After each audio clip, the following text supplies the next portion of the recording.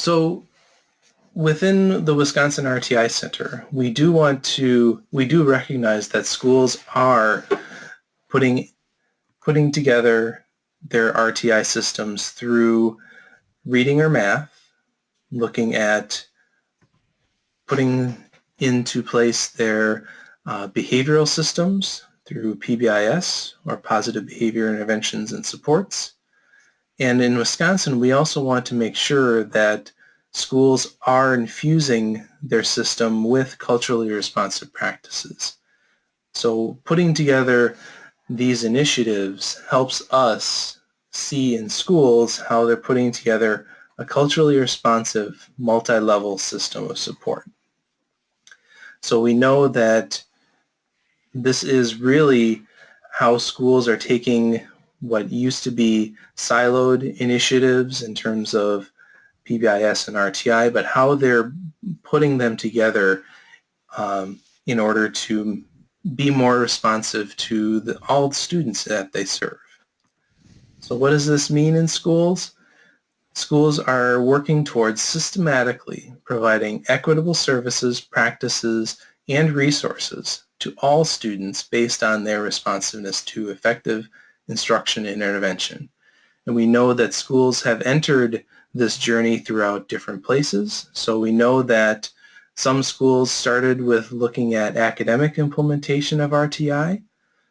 Other schools have started with working through PBIS, and what we're starting to look at is how are schools being able to put those principles into place so that they can best meet the needs of the students that are walking through their doors. So what we're seeing is that this culturally responsive multi-level system of support is how schools can really enact Wisconsin's vision of college and career readiness. So the DPI has put together their vision that Wisconsin graduates are college and career ready.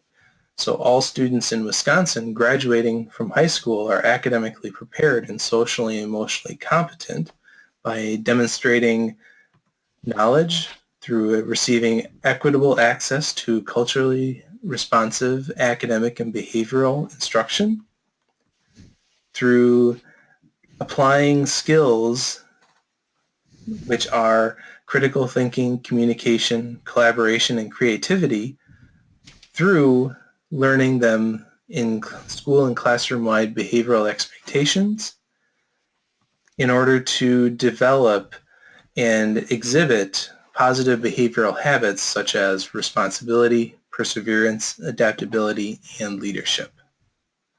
So I am very excited to introduce Andy Garbacz. He is a new member from our team, the family engagement team at the state leadership level. So I will let Andy take it away. Okay, great. Thank you so much, Dan. I'm Andy Garbacz. I'm just really thrilled to be with you all today. I'm an assistant professor at the University of Wisconsin-Madison. My work and research focuses on engaging families and school staff together as partners to build and sustain universal culturally sensitive and responsive practices, and to address academic and behavior concerns for students who have specific needs. And so I'm going to be talking about some conceptual and empirical foundations for family engagement to give you a sense for kind of where the research currently is on some of these practices. There are a few slides that I'm very excited to share with you today. If you have any questions at all, please feel free to ask them today, or my email address, as you see, is included here on this slide, so do not hesitate to send me a message and follow up with me. I'd be happy to talk with you over the phone or communicate by email to share a little bit more about these topics.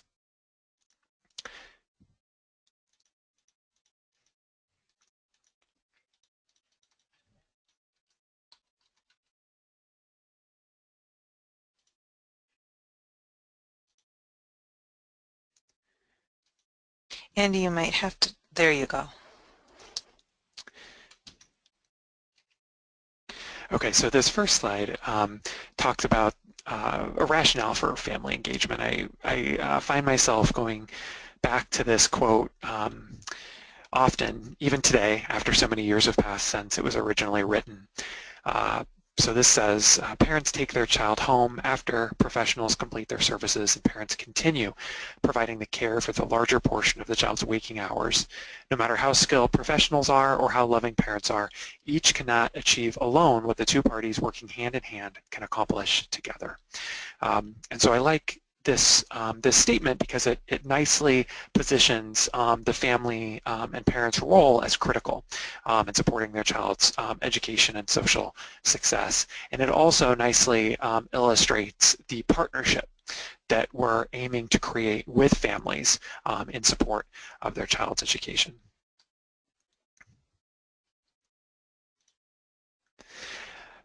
So this is a graphic that shows school systems and home systems, and I think it's common for schools to have, within PBIS particularly, a set of systems and practices designed to support children and adolescents, but far too often in my experience, those school systems are disconnected from the family systems, and so families are, working so diligently to support their child through developing a system of expectations and monitoring and support, and in doing so, they're aware of their child's behavior, but typically only as it pertains to certain settings and certain circumstances.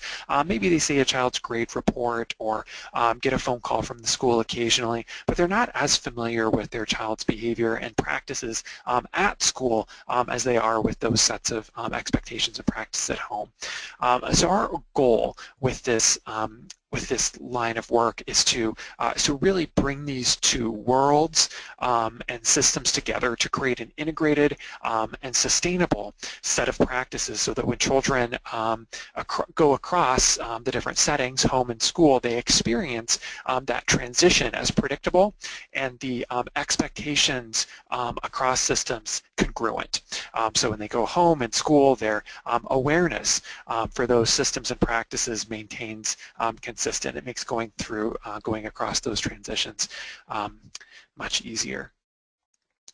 And so I think sometimes when we talk about family engagement practices and bringing engaging families and educators together in partnership, we focus on the actions, and I think the actions are really important because that's what we do, right, on support of children to create positive outcomes for them. But I think there are another set of conditions that are important to consider, and usually before we jump in with the action steps that we take. And so I think about these three A's, if you will, approach, atmosphere, and attitudes. And so I think before jumping in to identify and take specific action, it could be really helpful to think, what are our attitudes about family engagement and about bringing families in partnership to support their child's education? How do we view a family and parent's role? And then second, what is the atmosphere that we're creating at the school? Is it easy for a caregiver to navigate around the school upon first entering, or is it challenging? Is the language that we're using on materials and forms family-friendly and not filled with jargon or really technical language? And what's the approach that we take to bringing families in as partners?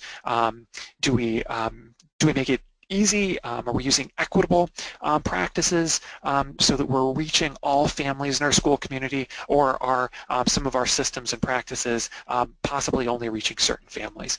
And so I think these sort of conditions, the approach, the atmosphere, and the attitudes are really helpful to consider and reflect on as we build the action steps.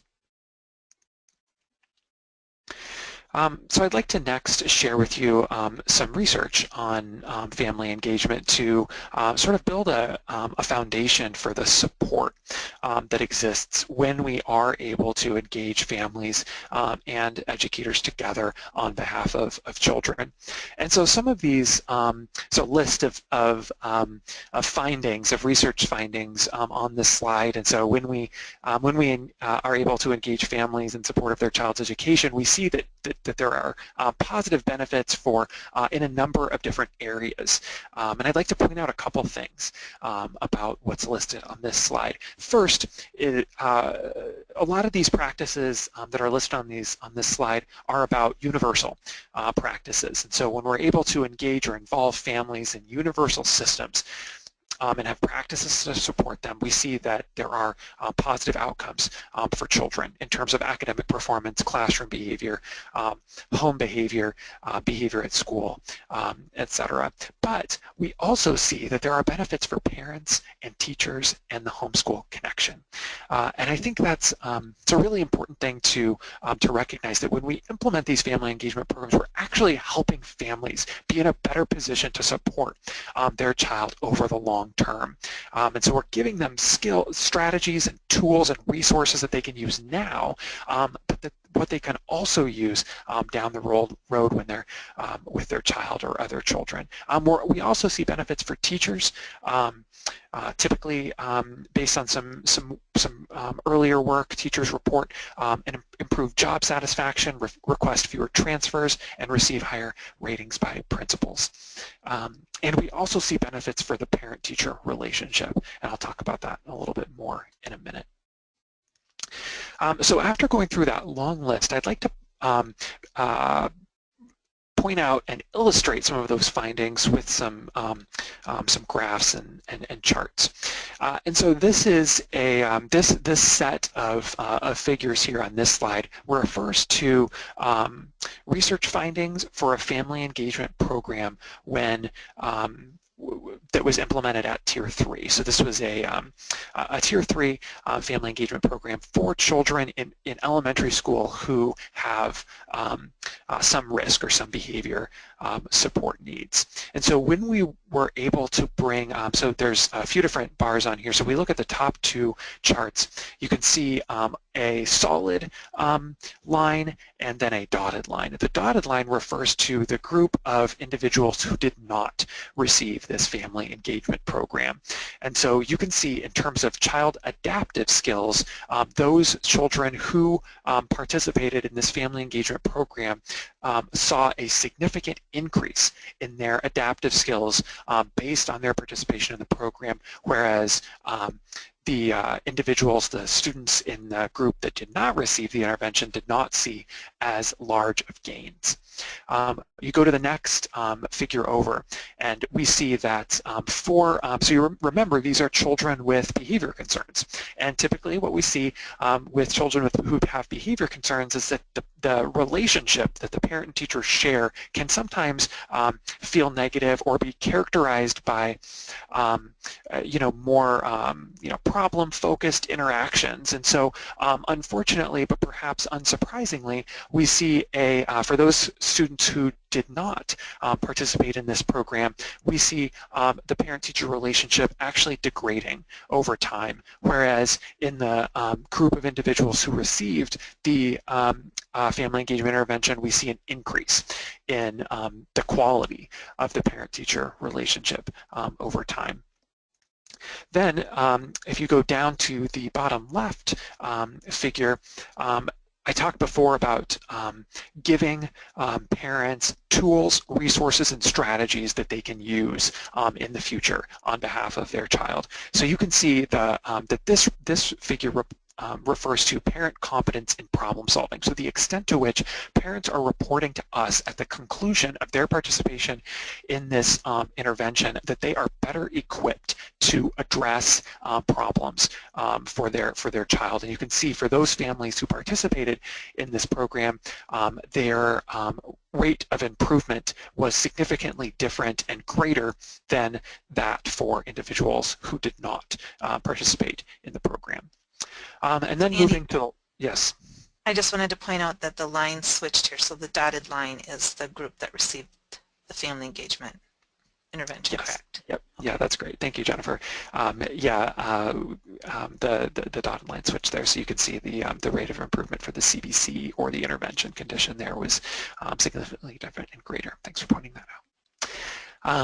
And then switching over to the final figure on this slide, this figure is showing that when it pertains to this specific family engagement, and it's really a partnership-focused intervention, that in terms of improving children's social skills through this program was actually working best in that regard for parents and teachers who started the process seeing their relationship differently. And so these parents and teachers were actually further apart when it comes to how they were thinking about their relationship together. And through the process of coming together and meeting in a conjoint partnership-centered fashion on behalf of their child or student, they were actually able to come closer together as a dyad, as a parent-teacher dyad, and work together to improve their child's social skills. So these research findings were based primarily in a suburban or urban setting. The next the next slide that I just switched to are child behavior outcomes for the same intervention, but in rural communities in Nebraska. And so here you can see the top two figures. The group that received the intervention here is the solid line, and actually in all three graphs this time, and the dotted line is the group of individuals who did not receive the intervention. So you can see the rate of improvement in terms of child on-task behavior. Off-task behavior is better than for those who did not receive the intervention, and then you can see a similar pattern for the parent-teacher relationship, not as much of a decrease, but a more stable relationship for those who did not receive the intervention, but you can see a significant rate of improvement for those who were participating in this family school partnership intervention. And so next, I want to talk about some research findings from so we talked about elementary school, and now I'm going to switch to talking about middle school. And so this is a family engagement program for delivered in middle school settings. And this is a multi-level program. So at level 1, or the universal systems, this program has family parenting materials available for all families in the school at the for all families who are participating in this program at the universal level. And so parents have access to parenting brochures, information about how to essentially use positive behavior support at home, how to engage in effective limit setting, how to set expectations, and then provide praise, encouragement, and reinforcement for following those expectations at home. And so this is so in this program, those are the universal strategies, and then at tier 3, or at the indicated tier, it involved a 3-session intervention where families met with a consultant to talk about strengths and needs, and then the family consultant would present the families with a set of strategies, of evidence-based parenting strategies that the family might choose to use at home with their child. So this is a really ecological model, and so we work with families on behalf of their child, but we also assess other components of the family and home system.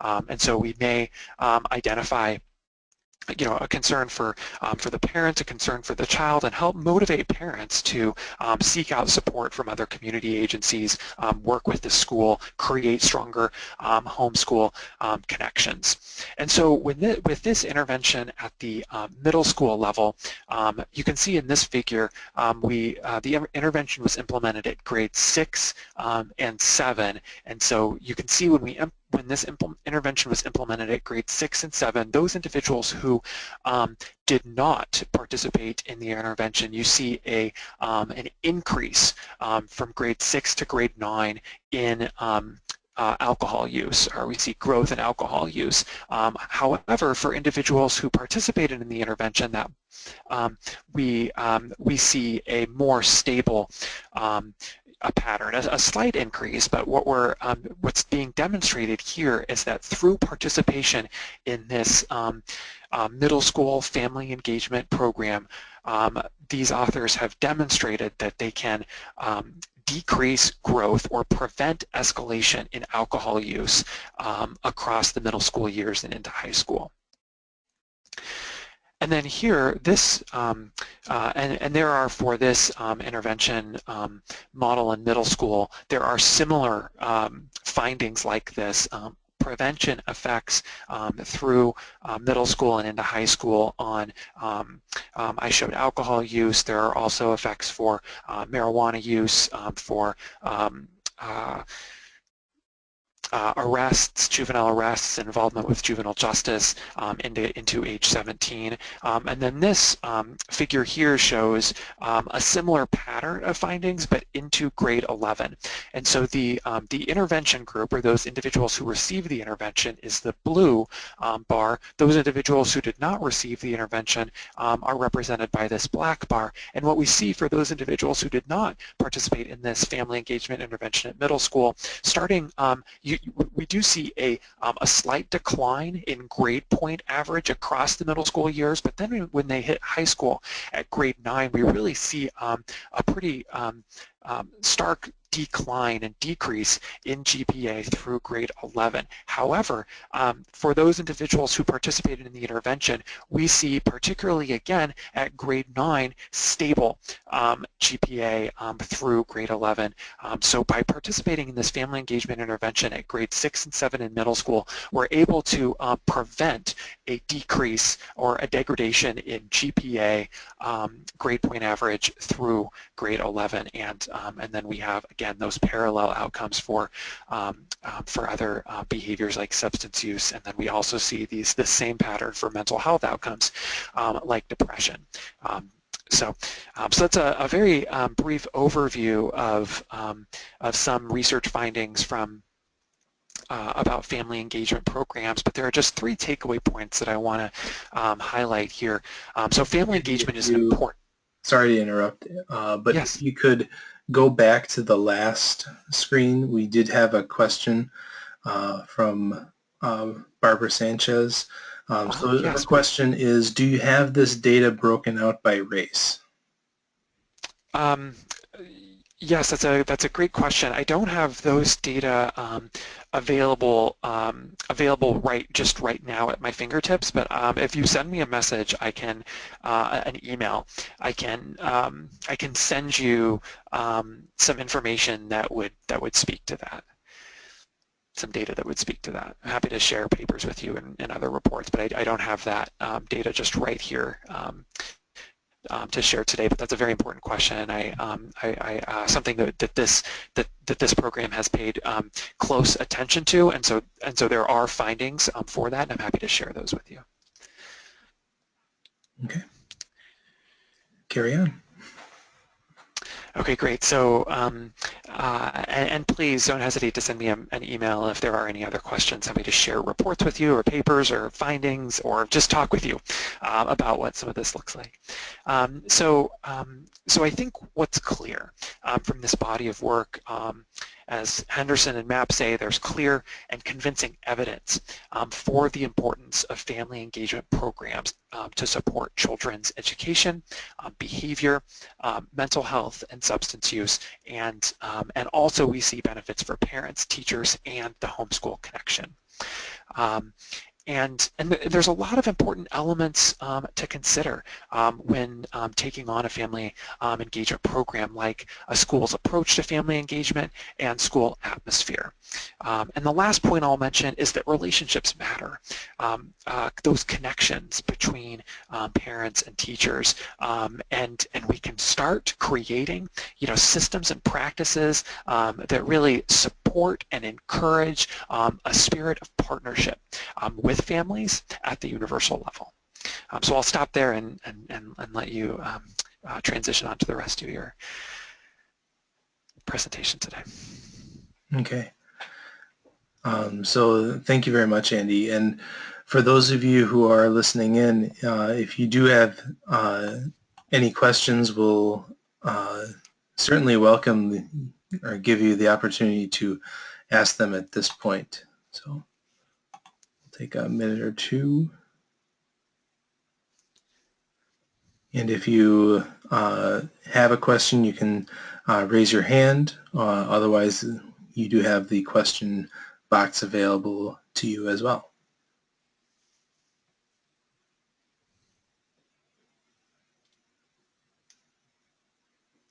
And Vicki Davis has a question. Would it be possible for everyone to get the research papers, or are they available online? Go ahead. Yes, so I can send you the two papers that I specifically talked about in this presentation. So I can pass those on to Dan and Jennifer, and then perhaps they can disseminate them. Yeah. We can share them out to the people who have registered. So, and okay, also great. those that are filling out the roster. Yes, happy to do that. And then another question, the program or intervention that you referenced. Mm-hmm. What was the program or intervention? The one at the middle school level or at the elementary school level? I would assume they're asking about both. Oh, okay, sure. So at the elementary school level, it's called conjoint behavioral consultation. It's also called teachers and parents as partners. It sort of has two names. Two is better than one, right? So you, if you search online, actually, teachers and parents as partners, and you might have to include another keyword there. Sheridan, who is one of the main authors from some of this work, Sue Sheridan, has a great website that has resources and videos and various things available on that elementary school program, Conjoint Behavioral Consultation. It's also been implemented in middle school, but primarily the evidence right now is for elementary school. And then the other program at the middle school level is called the Ecological Approach for Family Intervention and Treatment. So it's abbreviated EcoFit. And there's a new term for this program too, positive family support. So you can search ecological approach to family intervention and treatment, and that's the name that it will be used in the papers that I pass around. And then positive family support is a newer version of that program, not represented in the findings that I reviewed for you today, but that's that positive family support program is a program where they've dovetailed the other components of the program with positive behavioral interventions and supports.